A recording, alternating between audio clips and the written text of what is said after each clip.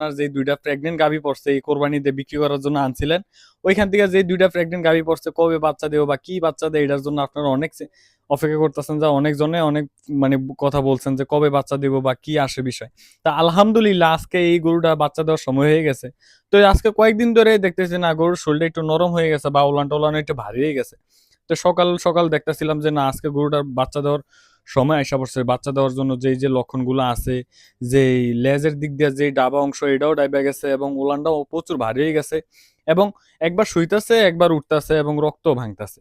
তো সকাল সকাল আর কোনো কাজে যায় নাই। তো এই সময় কিন্তু কোনো কাজে গেলে বা যদি হঠাৎ করে শুনি যে আমার গরুটা বাচ্চা দেওয়ার সময় এসে গেছে, তখন কিন্তু আমি যদি আসতে না পারি তাহলে কিন্তু আমার বাড়ি যারা আছে তারা কিন্তু পারবো না। তো সকাল সকাল গরুটারে বাইর করলাম। বাইর করার পরে কিন্তু দেখতেছি না নিজে আর বাচ্চা দিতেছে না। তো বাইর করার পরে কিন্তু এখন যেহেতু শীতের একটু সময়, এই সময় কিন্তু মশা মাছির মানে মাছির আবির্ভাব